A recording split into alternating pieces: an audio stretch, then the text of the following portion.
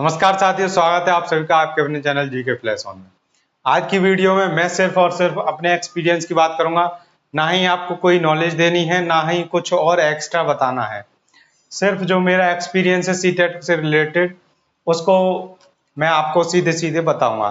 इससे अगर किसी एक भी बच्चे का सीटेट क्लियर होता है तो काफ़ी अच्छी बात होगी। जो भी जैसे जैसे मैंने किया है बिल्कुल सेम टू सेम वही बताऊंगा मैं, ना उसमें कुछ ऐड करूंगा ना उसमें कुछ कम करूंगा। देखिए, अभी जो आपके सीटेट के एग्जाम डेट है वो 7 जुलाई 2024 है और आज है आपकी 12 जून।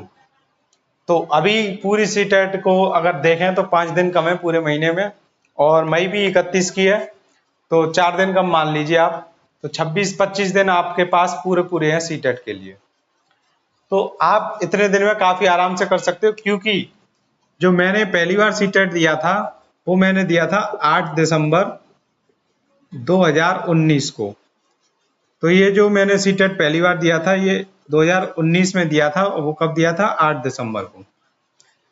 और मैं आपको बता दूं, तब मेरे जो डीएलएड कर रहा था मैं, उसके 4th सेमेस्टर के एग्जाम हुए थे। और ये 4th सेमेस्टर के जो एग्जाम थे ये नवंबर में ही खत्म हुए थे। कब हुए थे? नवंबर में खत्म। अब आप देख लीजिए कि इसके जो चौथे सेमेस्टर के एग्जाम खत्म हो रहे हैं और ये नवंबर में खत्म हो रहे हैं और दिसंबर में सीटेट का एग्जाम है। तो इसमें ज्यादा टाइम तो मिल नहीं पाया पढ़ने के लिए, और मुझे पता भी नहीं था क्या पढ़ना है, कैसे पढ़ना है। यूट्यूब पर मैंने एक दो वीडियो सर्च करके देखी, लेकिन उनमें कुछ भी समझ में नहीं आया। ये लग रहा था सीटेट पता नहीं क्या है और इसको कैसे पढ़ें, कितना कठिन है, कुछ भी समझ में नहीं आ रहा था बिल्कुल। क्योंकि उस टाइम पढ़ाई चल रही थी बीटीसी की, वो खत्म हुई थी।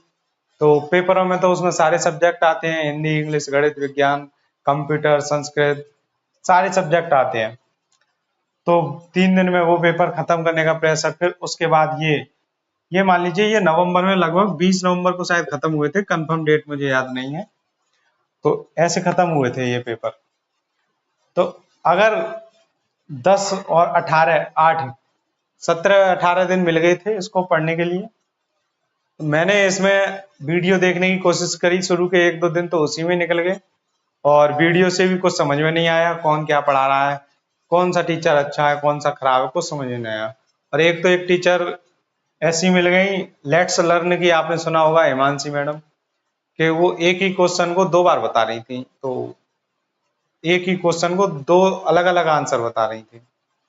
तो मेरा दिमाग तो, मैं तो वहीं से दिमाग घूम गया। मैंने एक क्वेश्चन के 2 आंसर बता रही है तो फिर क्या पढ़े यूट्यूब पर। तो फिर मैंने जितने भी टीचर थे किसी की भी वीडियो नहीं देखी। फिर मैंने पता नहीं है क्या कैसा पढ़ाते होंगे सब ऑनलाइन। तो मैंने सीधे अब क्या उठाया, सबसे पहले मैंने प्रीवियस ईयर पेपर उठाए। प्रीवियस ईयर के क्वेश्चन पेपर मैंने उठाए, और इसके लिए मैंने एक बुक ली। सबसे पहले मैं गया सीधे मार्केट में और एक बुक लेके आया, और वहां पे 2-3 राइटर की बुक थी यूथ की। आपको पता है सब जगह यूथ की बहुत ज्यादा मिलती है। और मैंने पढ़ी थी घटना चक्र की, और उसमें शुरुआत हो रही थी 2019 के जुलाई से। 2019 का जुलाई वाला था उसमें, और एक 2018 का दिसंबर वाला था। ऐसे ही कर करके उसमें कहाँ तक थे? 2011 तक। तो 2011 तक के उसमें सीटेट के प्रीवियस ईयर पेपर दे रखे थे। किसी किसी साल में एक ही पेपर हुआ था, किसी में 2 पेपर हुए थे सीटेट के। अब तो हर साल 2 बार हो रहा है सीटेट। तो मैंने सोचा था कि सारे पेपर पढ़ूंगा मैं, लेकिन 2019 के जब पेपर मैंने उठाया तो शुरू के सीडीपी के 30 क्वेश्चन अच्छे से पढ़े मैंने। फिर थोड़ा बहुत आलस आ जाता है, और इसको रख के सीडीपी खत्म करने के बाद फिर सोची कि चलो थोड़ी देर कुछ खा पी लेते हैं, घूम फिर लेते हैं, तब कुछ पढ़ेंगे। फिर उसको पढ़ने के बाद फिर हिंदी पढ़ ली 30 क्वेश्चन, फिर इंग्लिश पढ़ ली। फिर ऐसे करके ये 30-30 क्वेश्चन खत्म हो गए। ऐसे 90 क्वेश्चन लगभग पढ़ पाया हूँ मैं शुरू में।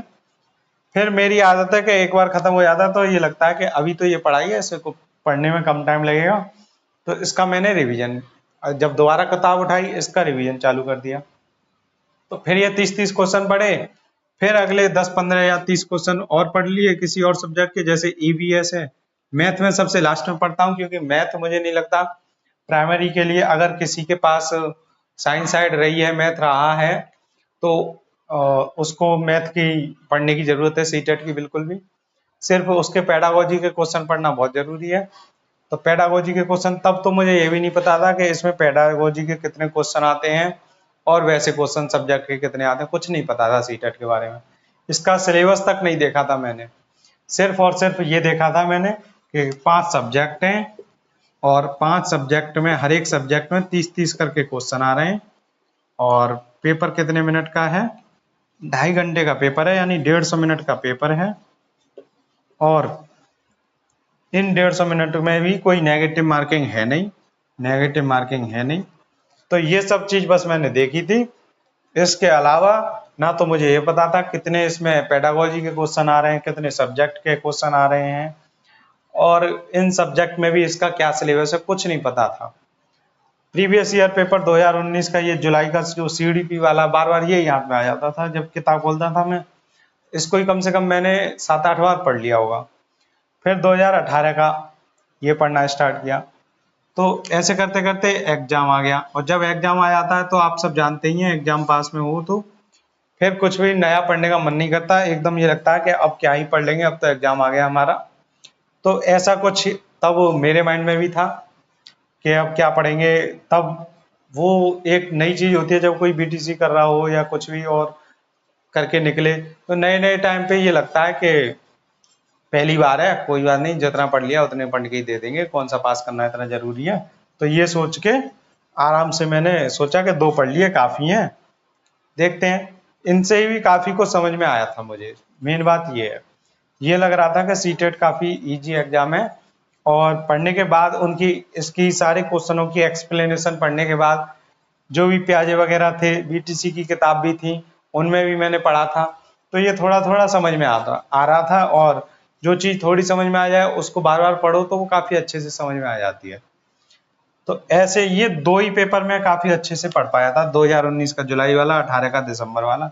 बाकी सब पेपर मुझे तो लगता नहीं है कि मैं पढ़ पाया हूँगा, भले ही मैंने कोशिश जरूर की होगी, उनको पलट पलट के देखा होगा, लेकिन अभी इतना कंफर्म है कि मैंने पढ़े केवल ये 2 ही थे अच्छे से, पूरे पूरे पेपर 150 क्वेश्चन। तो मैं बस ये बताना चाह रहा हूँ कि इतनी कम तैयारी में मैंने, इतनी कम टाइम में, और केवल 2 प्रीवियस ईयर पेपर पढ़ के, अब आप कह लीजिए या तो मेरी उस टाइम डीएलएड के जो पेपर दिए थे उसकी तैयारी भी साथ में थी, या आप कह लीजिए कि इन 2 पेपरों को काफी अच्छे से पढ़ने के बाद जो 2019 का दिसंबर वाला पेपर मैंने दिया था वो इजी हो इनके अकॉर्डिंग, या फिर ये समझ लीजिए कि प्रीवियस ईयर पेपर की जो व्याख्या मैंने पढ़ी थी घटना चक्र की बुक से, वो काफी मेरे लिए हेल्पफुल रही। इन सारे फैक्ट को अगर मिलाकर देखा जाए तो सीटेट मेरे लिए कुल मिलाकर सरल रहा 2019 में, लेकिन वो इतना भी सरल नहीं था कि मैं 150 में से 130-140 ले आऊं। मेरे केवल और केवल नंबर कितने आए थे, 97 आए थे 150 में से, और ये केवल प्राइमरी में आए थे। जूनियर की बात करें तो जूनियर में आए थे मेरे 94 150 में से, और ये जो जूनियर के पेपर हैं ये मैंने बिल्कुल भी एक भी क्वेश्चन नहीं देखा जूनियर का, क्योंकि मैं जो प्रीवियस ईयर पेपर की बुक लाया था उसमें सिर्फ और सिर्फ प्राइमरी के ही प्रीवियस ईयर पेपर थे, जूनियर का था ही नहीं, और ना मैं जूनियर का लेके आया। मुझे तो प्राइमरी से मतलब था कि बीटीसी वाले प्राइमरी की वैकेंसी आने वाली है, ये है वो है, ये ऐसी काफी हवाएं चल रही थी। तब से आज तक यूपी में तो कोई वैकेंसी आई नहीं है, लेकिन सीटेट का उस सब के चलते एक बार में ही पास होना पक्का हो गया था तभी से।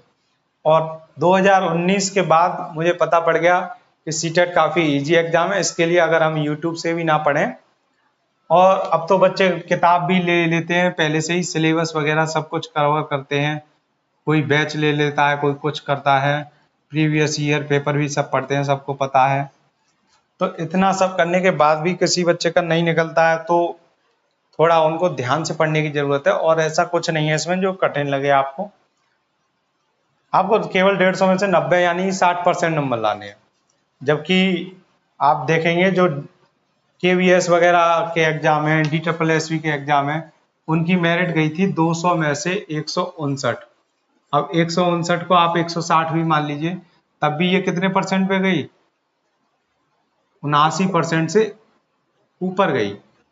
तो इतने परसेंट अगर आपके नंबर होते तब आप DSSB में जॉब ले पाते। ये DSSB की मेरिट है जनरल की, और इतनी ही ओबीसी की गई, लेकिन अदर स्टेट में आता है दिल्ली, इसलिए इसमें आपकी जो कट ऑफ जाएगी वो जनरल में ही आपको, अगर आप अदर स्टेट से हैं तो जनरल में ही आप काउंट होंगे। दूसरी बात, केवीएस में कितने नंबर पे गई थी कट ऑफ? केवीएस में गई थी आपकी जो जनरल की है 132 या 33, उसकी 132 पर गई थी 180 में से। अब अगर आप इसकी परसेंटेज निकालेंगे तो 1.8 का आपको डिवाइड करना पड़ेगा, इसमें इतने में, तो यहां से ये गया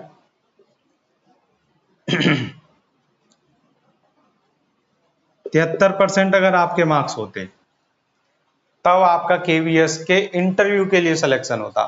अब ये तो सिर्फ इंटरव्यू के लिए बता रहा हूं मैं, और फिर इंटरव्यू के बाद जो फाइनल मेरिट आई थी वो तो पूरे उसके इंटरव्यू का 30% और इसके रिटन मार्क्स के 70% जोड़कर बनती है। तो वो बाद का गुणांक है। पहले तो आप ये देखिए बस रिटन के लिए आपको कितने परसेंट मार्क्स चाहिए थे, जबकि सीटेट को सिर्फ और सिर्फ आप 60% में पास कर सकते हो 150 में से 90 पे, और अगर कोई ओबीसी वाला है या एससी वाला है तो 82 पर पास कर सकता है। तो आप ये देखिए सीटेट एक आपकी पहली सीढ़ी है सिर्फ और सिर्फ एग्जाम देने के लिए, कंपटीशन में जाने के लिए। तो आप इसको एक बार निकालिए और इसको हवा ना समझकर, काफी छोटी चीज समझकर जल्दी से जल्दी इसको निकालिए, पहली बार में खत्म करिए सीटेट का झंझट, और आराम से अपना जो भी अब एग्जाम हो उसकी तैयारी को स्टार्ट कीजिए। सीटेट के चक्कर में मत अटकिए, इसमें टाइम वेस्ट मत कीजिए, आप इसको पास कर लेंगे अगर आप इसको काफी बड़ी चीज ना समझें, केवल और केवल सीटेट को एक पासिंग एग्जाम समझकर काफी आराम से आप पास कर सकते हो। तो जो भी मैंने अपना एक्सपीरियंस बताया है वो, और बाकी सब जैसी भी आपको बातें समझ में आई हूँ उसके अकॉर्डिंग आपको वीडियो कैसी लगी लाइक करें, और अगर चैनल अच्छा लगे आपको ऐसी वीडियो और चाहिए तो आप चैनल को सब्सक्राइब कर सकते हैं। मिलते हैं आपसे अगली वीडियो में। Thank you.